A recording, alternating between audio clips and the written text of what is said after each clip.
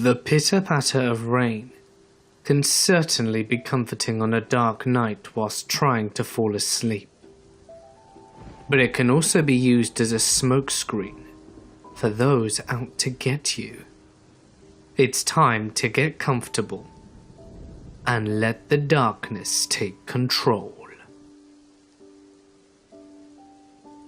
Number 1. This happened to me back when I was 10 years old, and I was walking to my friend's house. It was on a Saturday around noontime, and my friend lived about a 5-minute, if not less, walk away from my house. About halfway through the walk, a rainstorm came out of nowhere, and being 10 years old, just wanting to get to my friend's house, I decided against running back for a jacket. When I reached the street off my friend's street, an inconspicuous white van pulled up beside me. The sliding door swung open, and a lady in her early 30s asked me if I wanted a ride, as it was raining outside and I had no jacket. Being a very safe kid, I told her that I was going to a friend's house just up the street, and that I would be fine. She responded by insinuating that I had to get in with them, and that they would drive me. A little backstory on the van. In my southern Ontario city at the time, there was a constant news report of, and I kid you not, a white van abducting numerous children. And I believe that one of the children believed to be abducted by this van was actually killed. They were described as a white Dodge Caravan, and I always remembered this because it was the same type of van that my mother drove, but she drove a blue one. Anyway, back to the story. So, as I told the van that I was fine, the remembrance of the story of the white van sparked into my mind.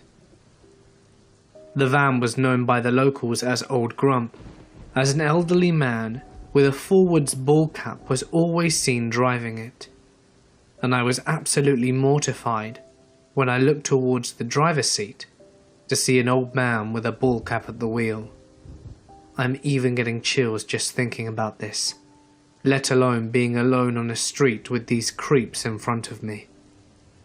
When I noticed the old man, I remembered more details of the van, the obstructed or non-existent plates, and considering I was about 2 feet away from the back of the van, I glanced to look at the license plates, which are obscured by a garbage bag. The total time elapsed between the van pulling up and me saying no, the lady trying to get me inside, and the realization of the situation was probably around 45 seconds.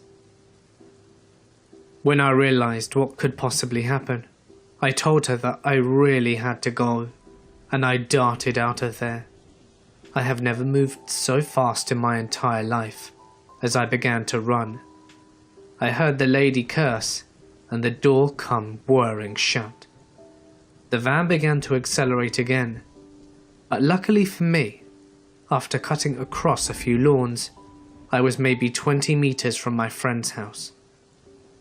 As I reached my friend's house, I recall jumping over the water runoff between his and his neighbor's house, and coming to their porch staircase. Now, most houses in my area have maybe 2 to 4 steps, and then their front door, but my friend living in a condo had about 15 steps, and their door being about 2 meters off the ground. I sped up the steps as fast as I could, pounded on his door, and looked through the glass and saw him walking slowly towards the door. At this point I was screaming for Cody to open the door, and then turned around to see the van just arriving across the street, perhaps 2 or 3 doors down in this suburban neighborhood, and about 50 feet away. My friend perked up and bolted towards the door, quickly unlocking it, and I rushed inside. To save some time, I summarized the story to him. We were both 10 years old, and just intended on an afternoon of playing some Tom and Jerry style Street Fighter on PS2, when this whole ordeal happened. We panicked and we didn't know what to do. His parents were not home and neither were mine, and we wouldn't dare go outside to fetch help from the neighbours. We were on the border of calling the police, and this is when it gets really messed up. We picked up the phone, but the line was dead. There would be no calling the police. It sounds extremely bullshit, but the area was only a few months old, so the phone and internet was extremely unpredictable. And now, with that harsh weather, it was no surprise that the line went dead. We lay down on his living room floor as it hid us out of sight and allowed us to look out the front window. We had began peering outside with a pair of mini binoculars that he had in his room. My friend handed them to me, and I brought them to my eyes. I look outside, and to my surprise no one was in the van anymore. It was completely empty. I handed them to my friend, and he stopped his breathing. I remember whispering to him, "What is it, dude?" And then before he answered, banging began on his garage door. We almost pissed ourselves, and were on the verge of crying. My buddy Cody was frozen solid, and we didn't know what to do. Considering it was a condo, the living room being 15 feet away from the door, and we could hear everything. We heard the handle on the garage being fumbled with, so we grabbed kitchen knives and proceeded down the stairs silently. And when we got to the bottom of the first flight of stairs, Cody remembered in a moment of panic that his dad's uncle lived in the bottom flat of the condo and would possibly be home. We pushed open the door and began calling out his name, Brian, but he wasn't there. We were petrified, but felt a sense of security because we had 2 big kitchen knives. With our knives, we proceeded into the garage. Scared, my heart was racing so fast that these creeps might hear it. We silently listened to the noises outside from the garage, communicating in gestures. The attempts to gain entry to the house were sporadic, and occurred over a time frame of about 15 to 20 minutes. Eventually, everything ceased. I held my breath, and my heart stopped beating. And after about 20 seconds of staring at the garage handle, we hear a single word. Shit. It was the voice of a man. After standing there in shock and fear, afraid to move, we gathered the courage to make our way back upstairs. A few minutes later, there was a ring at the door. My heart dropped, and I'm certain my nuts did too. We proceeded cautiously with knives in hand when we peered through the peephole. We saw a Rogers worker, which is a telephone company here in Canada, with a clipboard. We opened the door and bombarded this guy with questions, eventually amounting to asking if he was the one trying to enter the house. He wasn't. From behind him we saw the van start up and then drive away. Number 2. This house I live in is only a couple of 100 meters away from a small church in a suburb. Although I was brought up a Christian, I was never truly religious, and I only went to said church whenever my parents took me as a kid. My father died when I was a teenager, and we stopped going as a family altogether. After that, I only went whenever my friends asked me to tag along. Now I'm 21, and I only pass by the church whenever I had to go into the city, because there's a dirt road beside it that leads to the parking lot behind, adjacent to a major road where it was easy to get a bus to work. It was closer than the village gate in the opposite direction, and I had to only ride one bus from there. I am not an easily scared man, nor have I previously experienced long-lasting trauma after being spooked, and I'm here to tell you that what I saw besides that church 3 months ago still haunts me to my core. A storm was announced to hit earlier that week, but leaving for work that early Thursday morning, the skies were clear, and not a single cloud to cover the starry sky. So I didn't bring an umbrella. I climbed over the parking lot gate because it was chained shut until 6 for the first mass. The guard at the outpost didn't mind because they knew my family well. I work at a hotel as a line cook, and it's a very demanding job. I have to leave home before the sun rises most days, and I work until long after it's set. The only time I get to see the sun is if I'm assigned to the station at a buffet, where I have a view of the poolside. It was an average overworked and underpaid kind of day for me. I wasn't assigned at the buffet. I stayed in the kitchen, where there weren't any windows, so I was surprised to see the flooded streets when I clocked out.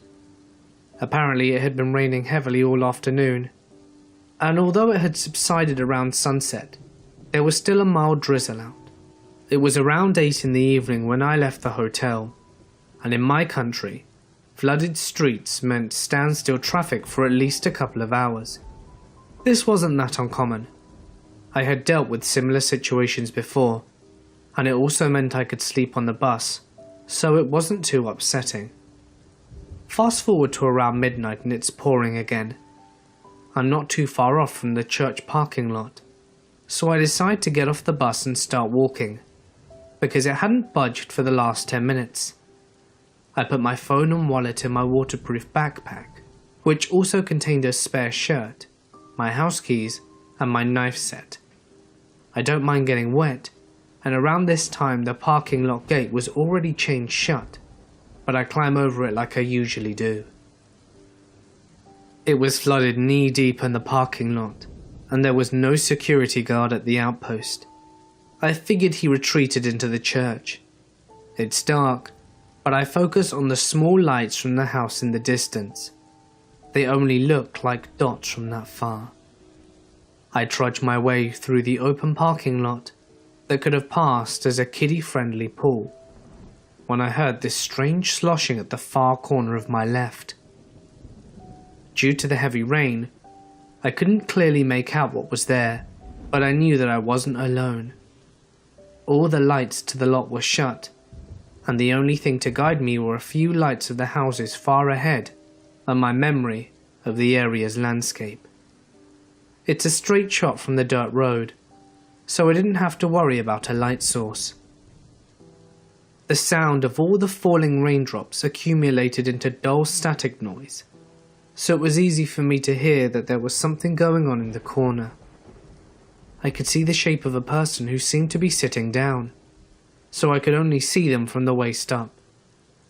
As I got closer, and my eyes better adjusted into the dark, I could tell that it was a woman, because of her long hair and curvy outline. She was flailing her arms and splashing the water around, grunting as she pounded her fists into the water. She was about 2 cars' length away, and I wasn't too concerned about it.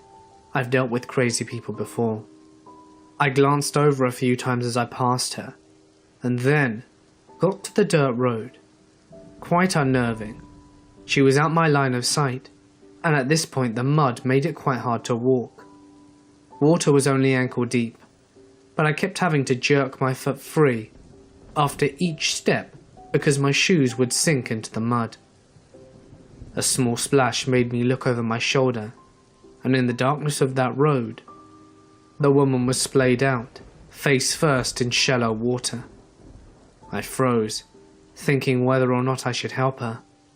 I hate the thought of being the guy who let someone drown in 6 inches of water, and she was about 10 steps away from me, and before I could decide what to do, she started to move. It was too dark to see any details, but her outline was distinguishable enough for me to see that she was looking up at me. She slowly got on her hands and feet, like she was about to stand, but her hand lingered on the ground with her rump in the air. I was already scared pale at this point. My legs didn't work, and I thought of reaching for my knives, but I was honestly too afraid to move. And then she starts crawling towards me on her hands and feet. This sent a jolt through me, and all of a sudden I'm sprinting towards my house. I could hear the splashes behind me along with her coarse breathing, almost like she was coughing, and my eyes started to fill with tears, and the rage against my face made the light in the distant houses blurry. But I knew at that point that I was running for my life. I couldn't tell if she was catching up, but I didn't have to look back. I heard her yell in a voice so rough it resembled a pig squeal. Short, sharp and loud. A wordless shout of anger. I believe that it was the fastest I've ever ran in my life, and at this point I couldn't hear anything but the rain. Deafening, unrelenting, and violent. My house was close. I sped by a few houses with their dim porch lights, and I could tell that I was running on asphalt. I didn't know when it happened, but apparently I lost my shoes back at the dirt road. One last bend, and I was at my doorstep. I forcefully tore open my backpack zipper and fumbled around inside for a key, frantically looking around to see if she was still chasing me. I got in the house, slammed the door shut, and collapsed. I don't recall what happened for the rest of the night, but I woke up next morning in my bed. My older brother filled me in. He was awake when I got home that night, and went to the front door when the noise alerted him. He said I was on my knees, leaning against the door and quietly sobbing to myself. He awoke my mum, and they were trying to console me, but I wouldn't speak. They tried to ask me questions, but I would just shake my head. They got me some dry clothes and led me to bed.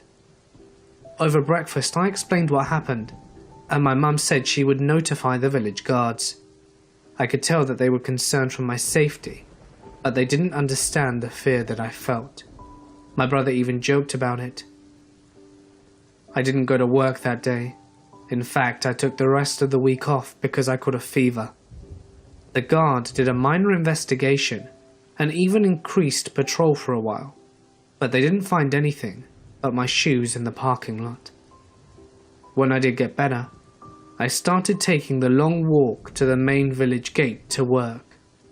Going home, I now carpool with a buddy who can get me close enough home that I don't have to use the dirt road route. The days that he can't drive me, I take a taxi, even if it hurts my pocket a bit. I can't walk alone without glancing over my shoulder every 5 seconds. Suddenly loud noises make my heart jump, and I can't stand the sound of rain. I've been getting better though, and I can sleep with the lights off now. I just wish I could stop seeing the crawling woman's shape when I start drifting off to sleep. I wish I could tell you more about her. I honestly do. Because it's one thing to be afraid of things, but when you lack the understanding of what you fear, your mind fills in the blanks with terrifying detail. Number 3. This happened just last night, and honestly I'm still a little shaken up over it. I work evenings as a dispatcher in a medium-sized city in the Midwest. I was driving home at 2 a.m. when I stopped for gas. In retrospect, it was stupid to have stopped at all. The gas station was poorly lit and completely empty of any other customers. But I knew the shady areas of town, and this was not usually one of them. As I was pumping gas, I noticed a middle-aged woman sitting on the curb across the parking lot. It was a cold night, and it had just started raining. The woman was not wearing any weather-appropriate clothing, and she looked drenched. When the woman saw that I was watching her, she called out to me from across the parking lot.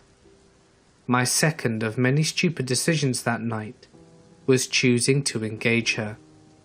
I was worried for her, so I approached her to see if I could sort out some help. "Hi, beautiful. I'm just trying to get home, but no one will help me," she said. "The place I want to go costs $60 in a cab, and I only have 40. Would you mind helping me out?"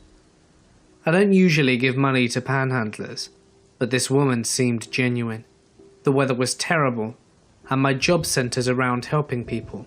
So I agreed. I told her that I couldn't give her any cash, but if she would come inside, I'd take out some money from the ATM and give her a few dollars.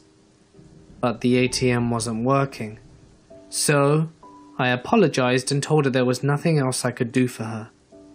She followed me back outside, idly chatting with me as I opened my driver door to get in. And then she got in my car. I was too shocked to really say anything. I sat staring at her as she buckled herself into the passenger seat. As soon as I got into my car, her demeanor changed entirely. She no longer seemed forlorn, as much as she did extremely excited and restless. "Just take me to my aunt's," she said. "She can give you money." Of course, alarm bells were going off in my head. Although my first instinct was to tell her to get out of my car, my gut tells me that it would be dangerous. She's already proven to be unpredictable. She seemed to be high, and I didn't know if she had any concealed weapons. Forcing her out of my vehicle, I thought had the potential to elicit a violent action. "Where are you asking me to take you?" I finally said. "Just start driving and I'll tell you where to turn." "No.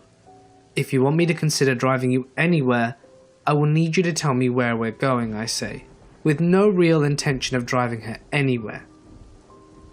"Don't worry, honey, I'm not going to rob you. Just drive."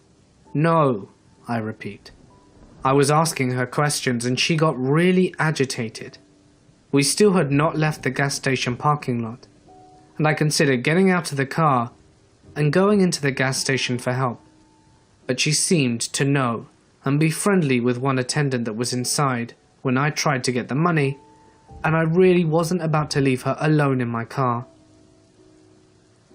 Finally, she snapped at me and said, "Why are you asking me so many questions? I thought we were friends. Don't you trust me?" "I work at a police department," I say. "It's my job to ask these sort of questions."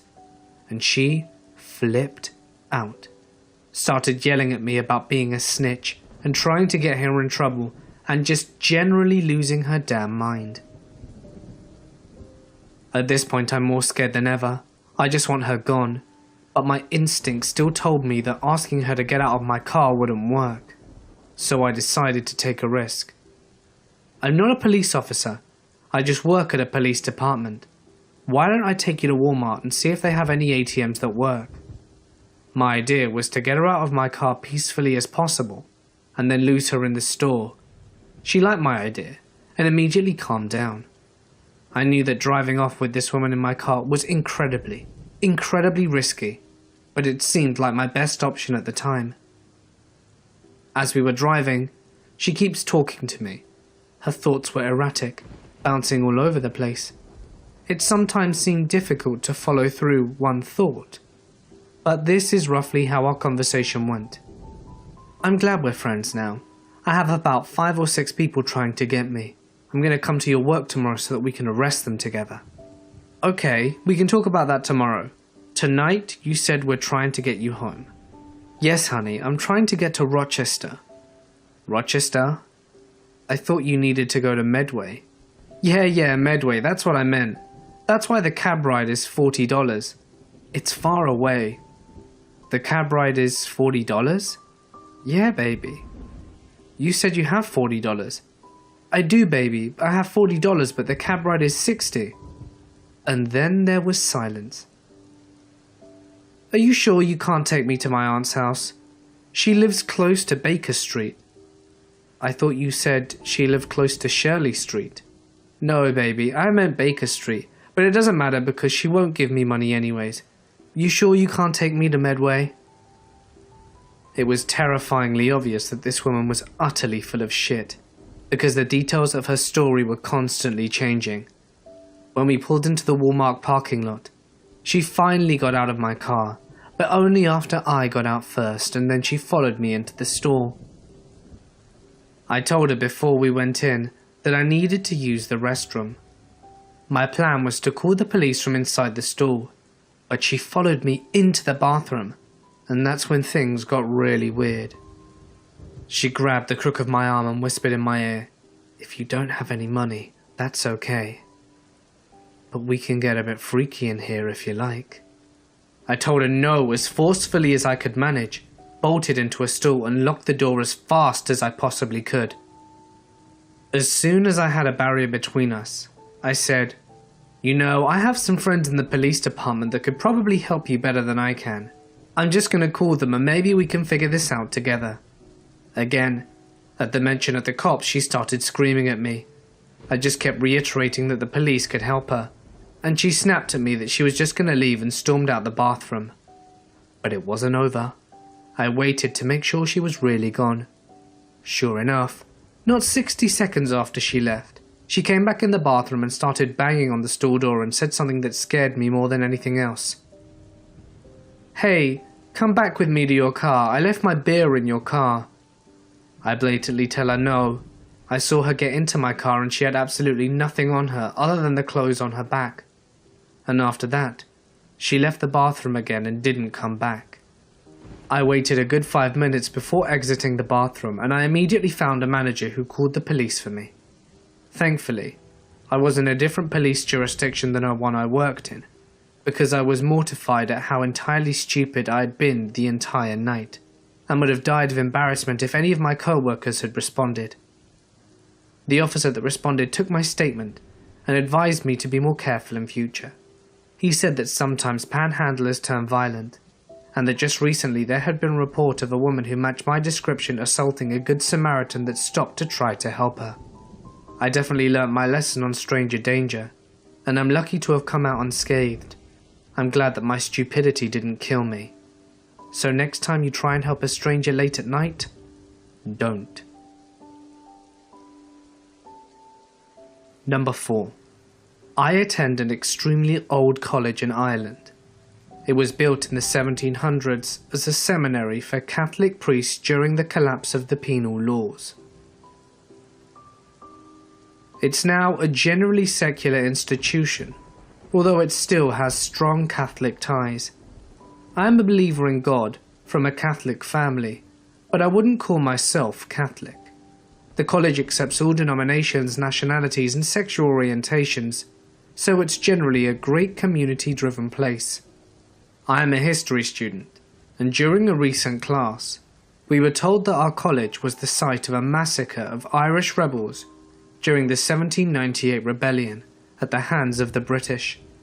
Some died on the front steps and others inside. I need to explain that I am an idiot, and I wanted to see if I could communicate with the spirits, which is both insensitive and plain dumb. But anyway, I did it and experienced the worst fright of my life. The way the college is laid out, when you enter, the dining rooms, library and majority of lecture halls, student union buildings and mediation areas are all located either straight ahead or to the right. The place is very Hogwartsian, and there are numerous stone steps leading everywhere. There's many stories to this building. It's very large, but the college population inclusive of staff and students, as well as daily visitors, is quite small. This means that after 5 o'clock, it's often deserted save a few people in the library. The main entrance to the corridor leading to the old entrance hall is where the current chaplain and college president lives. In this hall is a gigantic old portrait that spans nearly the entire wall, and a set of stone steps leading up several floors. I am currently minoring in history and majoring in English, and I've always been attracted to the ghostly, and after hearing about the rebellion in 1798, I decided to contact a few ghosts myself with this shitty app called Ghostbox E1 Spirit EVP. Only a few lecture halls located at the stone steps are generally not in use, but they are available for booking and are often left open. It was about 6 o'clock in the evening. I sat at one of the lecture desks overlooking the front lawn of the college, in a lecture hall which I gauged to be roughly around the steps of the old entrance of where the people were killed. I tried for 4 or 5 minutes just asking the app different questions, and nothing was coming through. It was raining, and the room was kind of dark, and I was creeped out a bit. But I wanted to have something to tell people. I was asking the usual, "Is anyone here?" etc., and eventually I got a very faint voice saying something. I listened again, and it said something along the lines of "Imithe dia" 3 or 4 times, and for anyone who doesn't speak Irish, "Imithe dia" means God is gone. I was creeped out. You have to remember that the priest would have been speaking Irish a lot at the time, but I hardly imagined them saying God is gone. I was packing up my bag out of fear when the door I had just come through opened by itself and slammed shut. I froze. I couldn't move, and my blood honestly felt like ice. All I could hear was the pitter-patter of rain in the distance. I stood beside the desk for a minute before I started leaving again. I made it through the door and out onto the landing and started walking down the stone steps. I was shaking with fear, mind and my vision all gone weirdly black with fright. When I was on the next landing down, ready to go onto the next stone steps, the door I had come through started violently banging over and over. There was a man screaming very, very loudly. The words were incoherent, but let me tell you, the scream was blood-curdling. My blood subsequently went cold, and I don't know exactly how to describe it, but the door, a massively heavy door, continued to slam until I reached the main entrance. I could hear it through the halls, and I was bawling crying at this point, and shaking so bad I could hardly walk. I ran out the doors and onto the street, and I went and bought a Pepsi and sat down until my bus arrived. I haven't been able to sleep ever since, not properly anyway. This was a week or 2 ago, towards the end of the college year, and the exams were over, so at least I didn't have those to worry about. I'm not really sure what I experienced.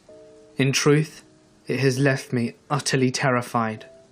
I'm rueful that I ever tried getting involved with spirits in the first place. I hope I didn't disturb anything, and hope that we can both mutually be left in peace. Number 5.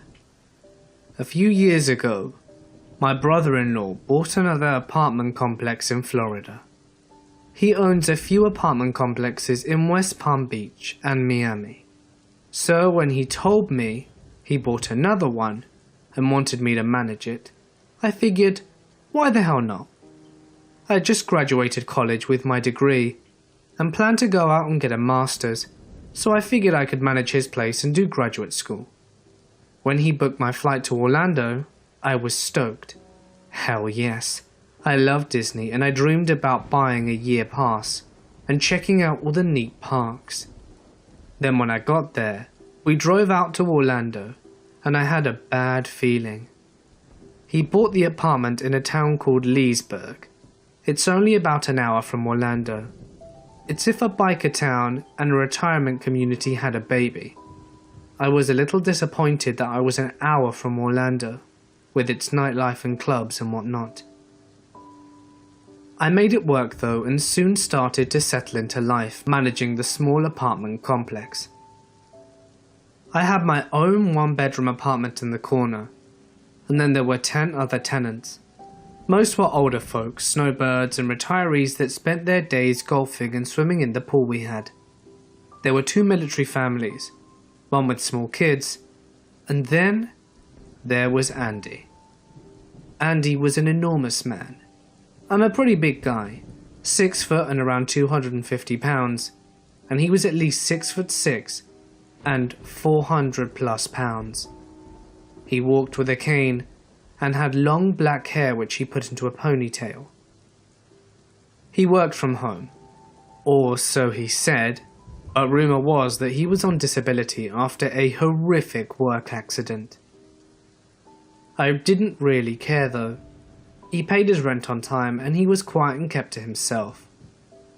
I was only in this place once when his AC cut out, and to my surprise, found out that he was pretty neat. No food containers or pizza boxes or beer cans, etc.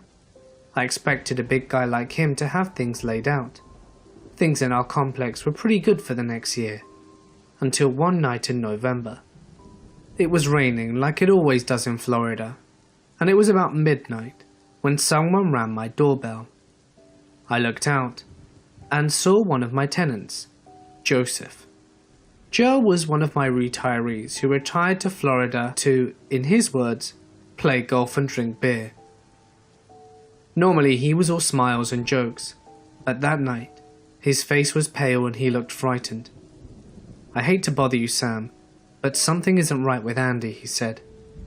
I put my jacket on and followed him to his apartment, since Andy was his neighbor. He put his finger to his lip and motioned for me to listen. I put my ear up to the door and heard Andy fighting with someone. It sounded like whoever he was fighting with was also throwing things. I was taken aback, as he never had a guest over since the year I'd known him and that he'd lived there. So I knocked, and I heard him stomp over to the door and open it.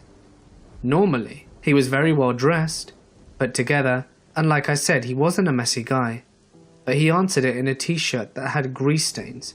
His hair was limp and greasy, and he reeked of BO. I peered behind him and saw that his place was a disaster. I asked him if everything was okay. He was irritated and told me that it was, and pretty much shut the door in my face. I sent Joe back to his place and told him to let me know if he heard anything else, and went to bed. The next morning, I decided to pay Andy a visit to see if he was okay. And I went to his place and knocked. No answer. So I decided I would try again later. But I got busy doing other things and then forgot all about it. So December rolls around, and I am in starting to get the monthly rent checks. But there's none from Andy. That got me a bit worried, as he was always on time with his checks. So I knocked on his door. Nothing. I knocked again and I heard the guy grunting and moaning. Now, I should have called the police first, but I didn't. I opened the door with my keyring and was hit with the foulest smell ever. It smelled like shit, piss, vomit and BO rolled into one nasty smell. The walls were streaked with what I could assume was shit, and the place was trashed. I started to call Andy whilst dialing 911, and I heard the moaning from the back room. What I saw that day, I can never unsee. I sometimes still get flashbacks. Andy was naked and laying on the floor of his room on some dirty clothes. He was covered in his own shit and piss, and there was piles of vomit on the carpet. But what was worse is that he was covered in bites. Human bites all over his arms and legs, and they were starting to smell with infection. He was also bleeding from his rectum, and I wondered who attacked him. Was it the woman we heard him fighting with? I didn't get my answer until a few days later. He had to be rushed to the hospital and was fighting for his life in the ICU. The doctors spoke to his sister, who turned out to be his medical guardian. And things slowly came into place. Turns out Andy did that to himself. He suffered from multiple mental disorders. He stopped taking his meds the month before November. There was no other person that night. He was arguing with himself. Those bites, he infected himself. The bleeding from his rectum was from inserting a foreign object in there and doing so much damage it ruptured his internal organs. He ended up pulling through and went back home to live with his sister. I had the task of cleaning the apartment, and what I found whilst cleaning pretty much freaks me out, the same as finding him. He had a shoebox full of cutouts from magazines, old family photos, and even photos he obviously took of the residents of the apartments, including myself. All of the eyes were burnt out with cigarettes, and on some of them, X's were put over the mouths. I'm not sure if that was part of his mental decline, or if he was always that creepy and I just never noticed it. All I can hope for you, Andy, is that you got the help you needed, and are feeling better. Hey guys, it's Mort here, and thank you so much for listening. I love listening to the sound of rain, even though it doesn't really help much when recording. I find it so relaxing. Oh, I saw a video lately, which I thought was absolutely amazing, by my friend Killer Orange Cat about teenage runaways.